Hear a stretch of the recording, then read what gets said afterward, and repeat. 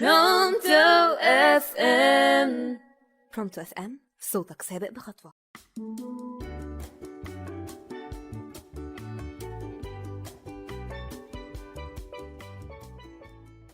مساء الخير، ازيكم؟ عاملين ايه؟ يا رب تكونوا بخير.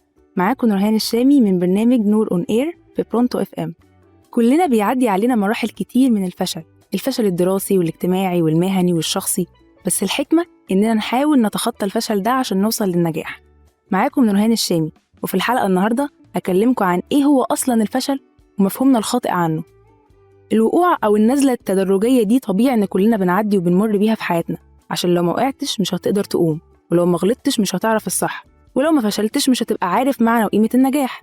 النجاح الحقيقي بيبقى في سعيك وإصرارك لوصولك للي انت عايزه، في تحقيقك لذاتك وحلمك، في شعورك بنفسك وكيانك، في حبك ليك ولشكل حياتك ورضاك عن نفسك.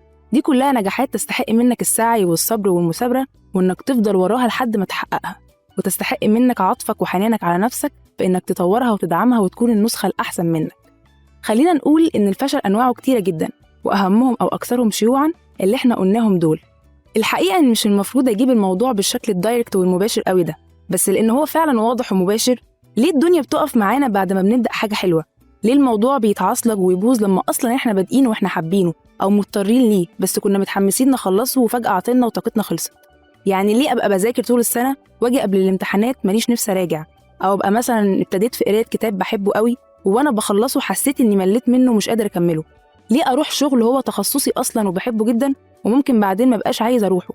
ده كله بيترتب عليه حاجات تخلينا نقول إننا فشلنا، لأن لو ما ذاكرتش كويس ممكن تسقط فتقول على نفسك فاشل، ولو ما كملتش قراية الكتاب هتقول على نفسك فاشل وغبي، ولو ما كملتش في شغلك هتحس الدنيا ضاقت وتحس كمان إنك فاشل ومش نافع في حاجة. عايزة أقول إن ساعات اختياراتنا للحاجة من الأول بتبقى أصلا مش نابعة مننا، ده بيبقى من أهلنا أو من حد حوالينا، يعني حد قريب منك كان شايفك في المكانة دي، في الشغلانة دي، في الحتة دي، فحسيت فجأة إنك معجب بيها أو بتحبها عشان حد حببك فيها وقالك إنها لايقة عليك، فارتبطت بيها وبقت مالية تفكيرك وحاسس إنك لاقي نفسك فيها. لكن الحقيقة مش بتبقى كده، لأنك بعد ما بتنغمس في الحاجة دي وتتعمق فيها أكتر بتلاقي نفسك مش أنت، مش عارف تخش جواها ولا متأيفة عليك ولا على مقاسك. وقتها لازم تخلص من الحاجة اللي دبست نفسك فيها دي، لأنك هتبقى بتضيع طاقة ومجهود ووقت وتفكير وممكن فلوس على الفاضي.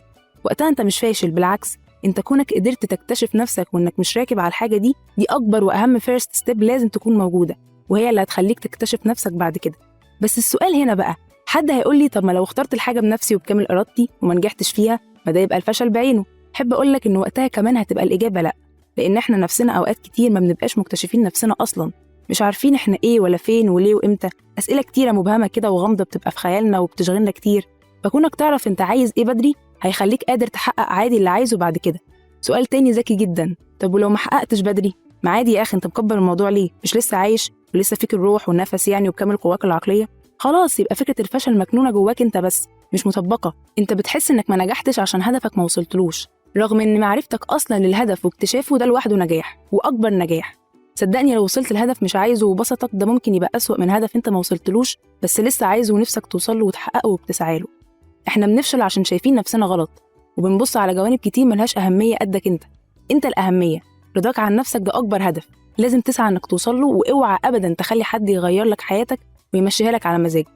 ما تخليش حد يحقق أهدافه وطموحاته فيك مهما حصل. انت هتعيش مرة واحدة، يا تعيشها وانت مبسوط وراضي باللي بتعمله، يا صدقني ملهاش أي لازمة. حب نفسك وعرفها واكتشفها، هتلاقي نفسك بقيت بني آدم تاني في ظل الظروف الصعبة اللي بتمر بيها هتقدر تعديها طول ما انت ناجح مع ذاتك وعارف شخصيتك. بس كده خلصت حلقتنا. اتبسطت جدا اني كنت معاكم النهارده، كنت في برنامج نور اون اير، كان معاكم نورهان. اشوفكم في حلقة جديدة.